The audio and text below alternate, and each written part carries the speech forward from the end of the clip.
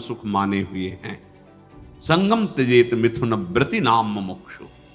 आप इस संसार से मुक्त होना चाहते हैं तो ऐसे लोगों का संग भी त्याग कर दें।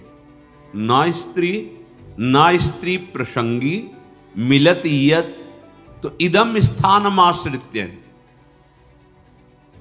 कैसे हम आश्रय लें, कैसे हम मान लें कि हम प्रिया प्रीतम के हो गए, ऐसे मानो।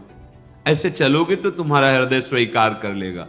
तुम अगर गंदे आचरण करोगे तो केवल बातें रहेंगी, हृदय स्वीकृत नहीं होगा प्रिया प्रीतम के चरणारविंद की शरणागति से, तो फिर निर्भय निश्चिंतता निशोकता आ ही नहीं सकती। अगर नहीं आ रही तो आप में कहीं ऐसी त्रुटियां हैं, उनको सुधारिए। श्रीपाद कह रहे हैं सर्वम द्वंद्वातीतोत्र।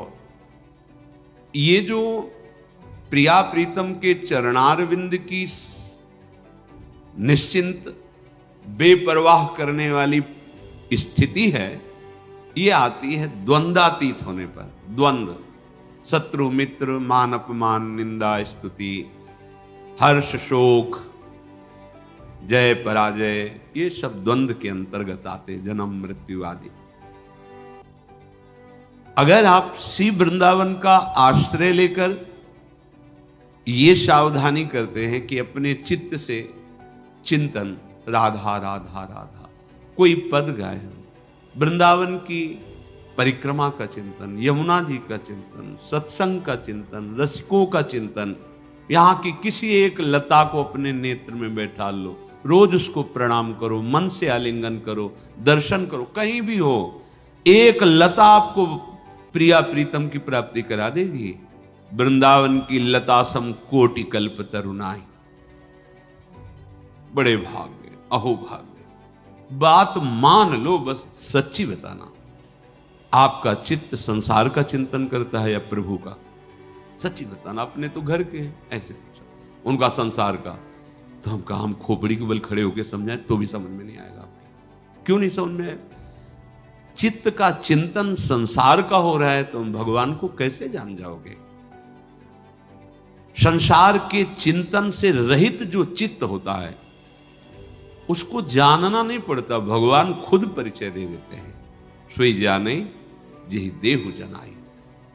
भगवान क्या हैं, भगवान कैसे हैं, भगवान का कैसा ये संसार रूप है, भगवान की कैसी दिव्य लीला है, ये सब स्वयं जगत गुरु भगवान आपके हृदय में बता देंगे। आपका कार्य है एकमात्र भगवान की आज्ञा पालन करना। भगवान की आज्ञा है मेरा अनन्य चिंतन तुम करो और बेपरवाह हो जाओ।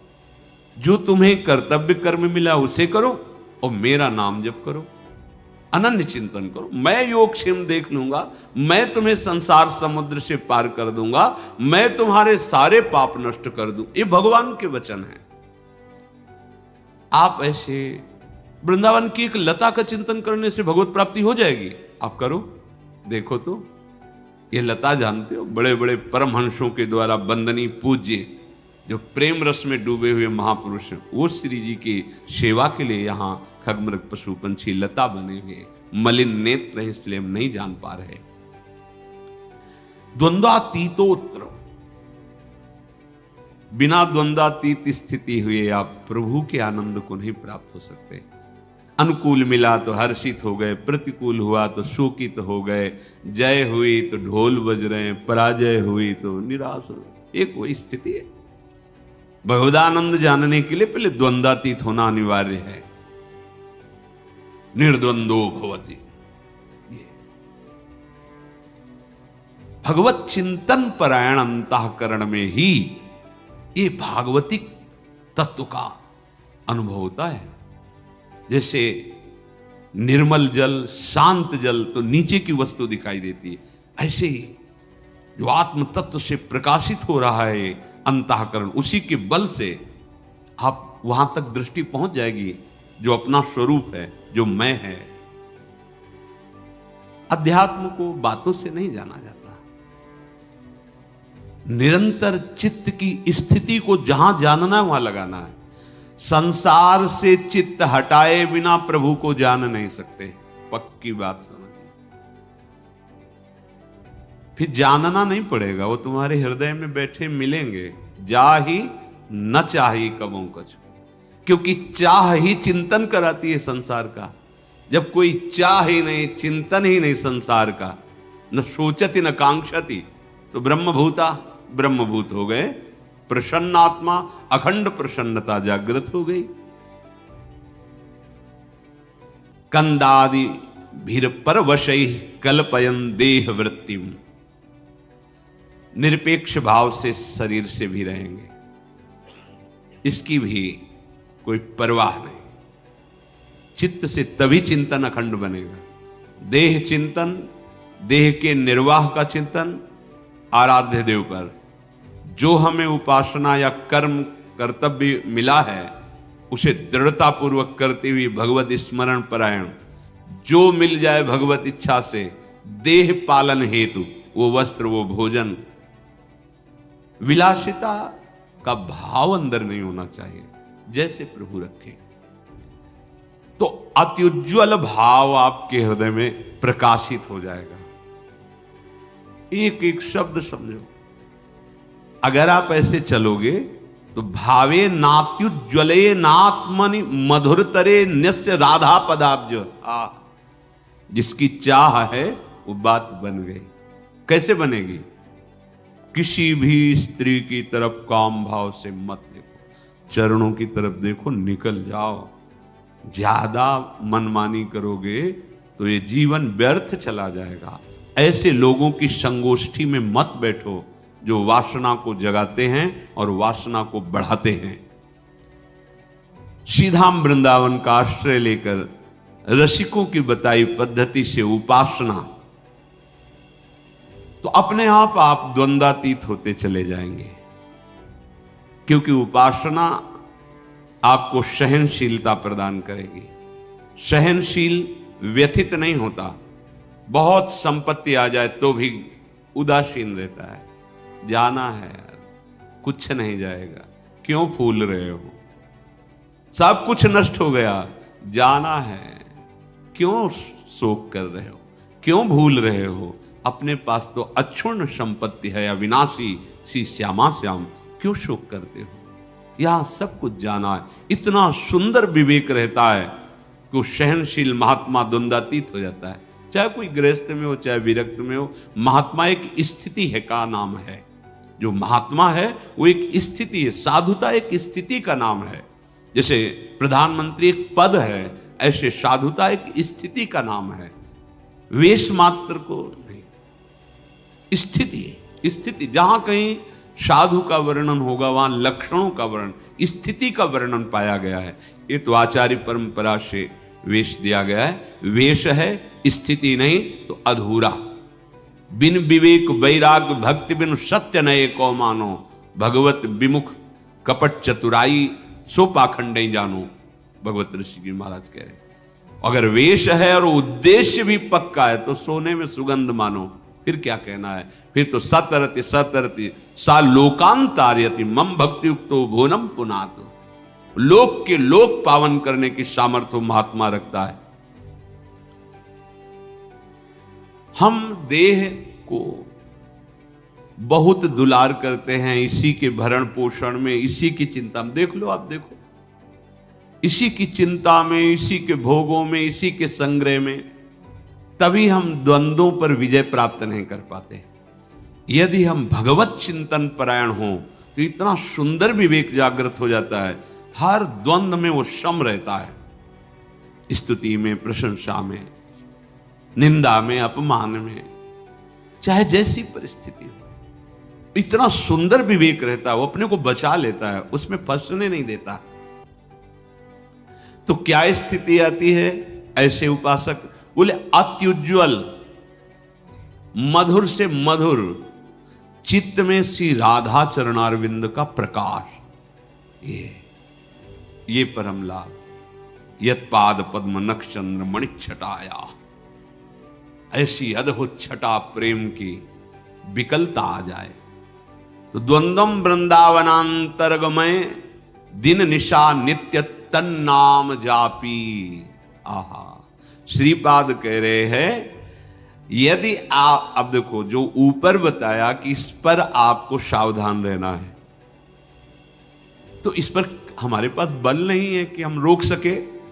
तो कह रहे हैं नित्य निरंतर तन नाम, उनका नाम जप करो। किनका? जिनका वृंदावन है। राधा राधा राधा द्वंद्वम वृंदावनांतरगमय दिन निशा नित्यम तन नाम जापी। क्या परेशानी? राधा राधा राधा राधा। ना तो पवित्रता अपवित्रता का कोई, ना कोई ऐसा कि इस समय नहीं, इस समय हर समय श्रीपाद के दिन निशा, रात दिन नित्यम तन नाम जापी। जो तन नाम जापी है वो न स्त्री प्रसंगी मिलती यत इदम स्थानमाश्रित सर्व।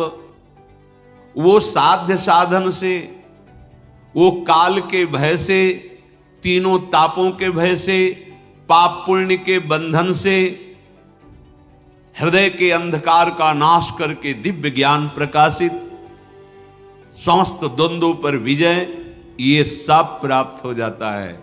अच्छे से समझ लो, वृंदावनांतरगमय दिन निशा नित्य तन नाम जापी। रात दिन वृंदावन में जिनकी जय घोष होती रहती है, महारानी जो राधा राधा राधा राधा राधा। लालजू के हृदय का आह्लाद, प्रेम मूर्तिमान शांद्रानंद घन प्रेम मूर्ति किशोरी राधा राधा। मान लो सब स्थितियां आपके हृदय में आ जाएंगी। अब बातें केवल करो और नाम जप ना करो, धाम चिंतन सत चिंतन न करो, फिर ये स्थिति कहां से आएगी? जहां चिंतन करते हो वही दशा आएगी आपके अंदर। विषयों का चिंतन करते हो तो विषयों की दशा आएगी। विषय नाशवान, परिवर्तनशील, शोक में, दुख में, दुखालयम में दुख ही तो है। तो यही आपको प्राप्त हो रहा है। बचना चाहते हो इससे, और चिंतन करते हो वही जिससे आपको ये दुख प्राप्त हो। चिंतन बदलो, आचरण बदलो, लक्ष्य आपका दृढ़ हो। असत नहीं सत, असतो मां सद्गमय। जो हम असत शरीर असत व्यवहार में हैं, अब हमारी यात्रा सत की होगी, सच्चिदानंद की होगी। श्री विदुर जी महाराज धृतराष्ट्र जी को उपदेश करते हैं। नवद्वारमिदं वेश्म त्रिस्थूणम पंच साक्षिकम क्षेत्रज्ञाधिष्ठितं विद्वान यो वेद स परः कविः। हे महाराज धृतराष्ट्र, आंख कान आदि ये 9 द्वार वाला जो देह है, शतोगुण रजोगुण तमोगुण रूपी खंभों से ये स्थित है, अर्थात त्रिगुण के द्वारा ही इसकी रचना हुई है।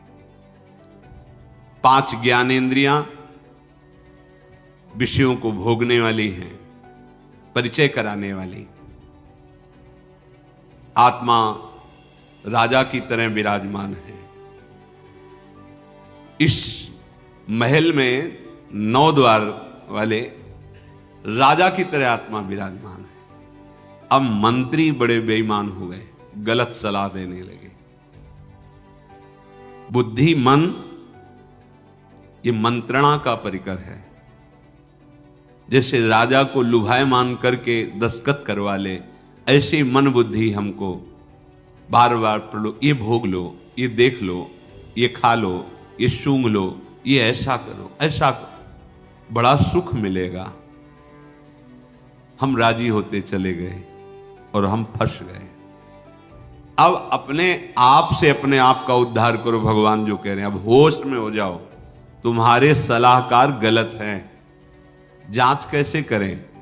संत सदगुरुदेव की वाणी, शास्त्र वाणी, इससे जांच करो कि हमारे सलाहकार सही सलाह दे रहे हैं या गलत। महाराज यदि तुम ऐसा नहीं करोगे तो तुम्हारा ये पतन करवा देंगे, तुम्हारी बुद्धि, तुम्हारा मन। वही ज्ञानी है जो तत्व से ये बात जानता है कि शरीर एक घर मात्र है, मैं नहीं हूं। ये इंद्रियां सेवक हैं, ये मैं नहीं हूं। ये मन बुद्धि सलाहकार हैं आपके, आप नहीं हैं।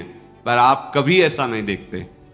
आप शरीर को मैं देखते हैं, मन इंद्रियों को मैं में मिला लिए हैं कि मैं खा रहा हूं, मैं देख रहा हूं, मैं भोग रहा हूं, मैं चल रहा हूं। चाहे कर्मेंद्रीय विषय हो, चाहे ज्ञानेंद्रीय विषय हो, चाहे अंतःकरण, आप उसे मैं से लिए हुए हैं।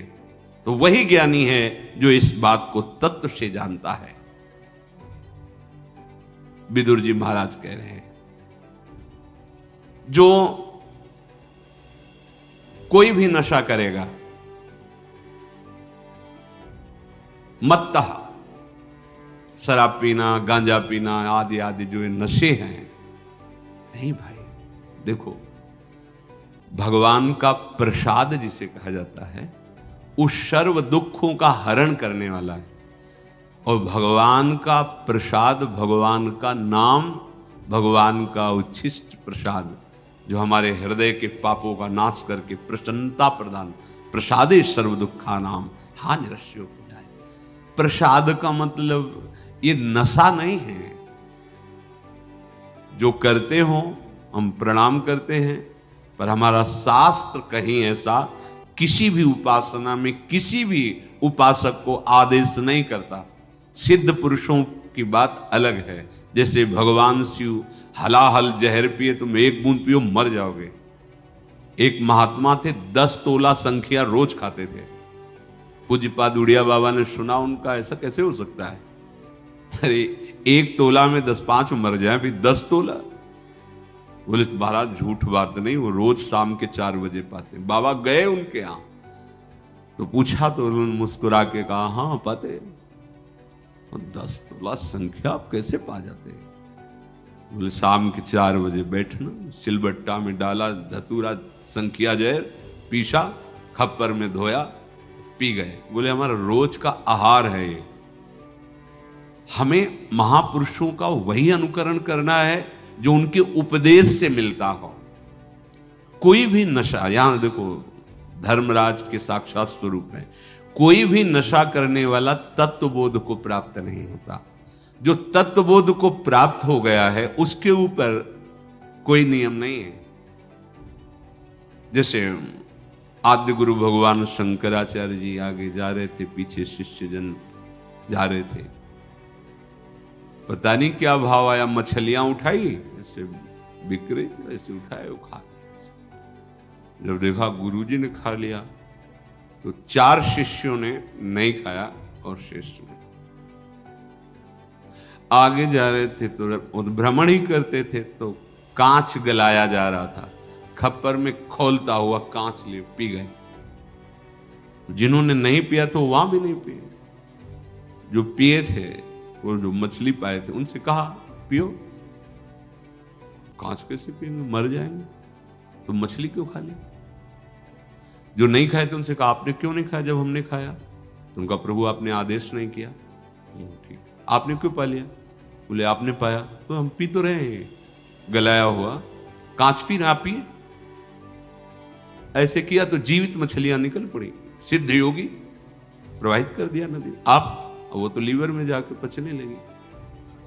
हमें वो अनुकरण बात नहीं करनी जिसका वो आदेश न कर रहे हो। उनके उपदेश से जो उनके आचरण मिले, शास्त्र सम्मत बात है। महापुरुषों के जो आचरण उनके उपदेश से मिले, बस वही अनुकरणीय है। वो क्या कर रहे हैं? कोई भी नशा, जैसे कहते हैं भाई, हमने सुना है ऐसे, फिर ध्यान में अल्यो ब्रह्म लोग पहुंच गए। भाई हम प्रणाम करते सिद्धों को, हम उनके चरण सेवक हैं, पर हम अपने जैसे साधकों के लिए कह रहे भाई सिद्ध पुरुष तो हलाहल पिए, वो जाने उनका काम, उनकी मस्ती, वो तो भगवान को प्राप्त हो गए। भैया उनका काम बन गया है, उनमें भगवान में अंतर नहीं। जैसे सखागण और गौवें गोपगण फंस गए दावानल में, कन्हैया बचाओ, तुम्हारे सिवा कोई नहीं बचा सकता। बोले भैया आंख मूंद लो, मुंह में पी गए, पूरे ज्वाला को पी गए मुंह में।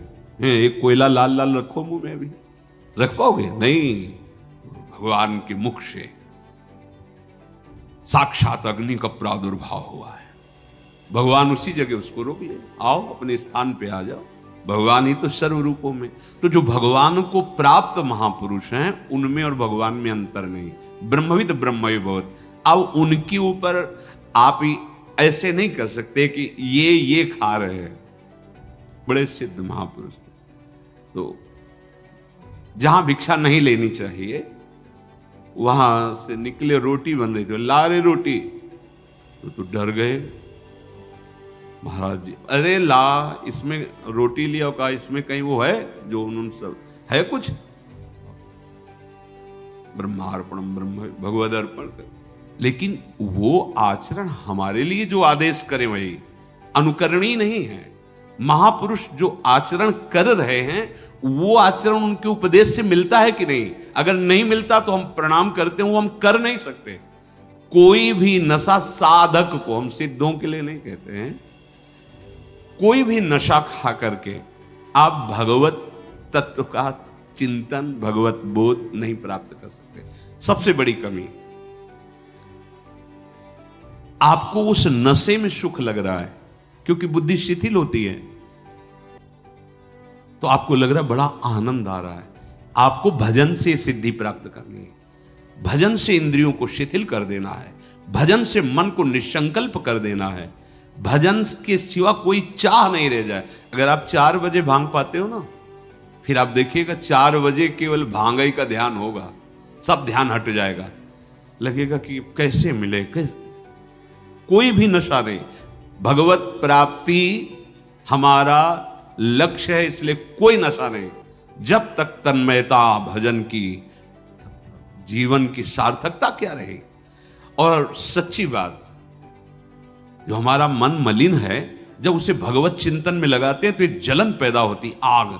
जैसे आग से स्वर्ण तेजस्वी होता है, मल नष्ट होता है, ऐसे ही मन जो हमारा पतित हो चुका है, वो उच्च अवस्था को पहुंचने के लिए भजन के बल से जब चढ़ता है तो वो निर्मल होता है। उस जो ताप प्रकट होता है वो पाप को जलाता है, हम सह नहीं पाते। नहीं, मना कर रहे हैं।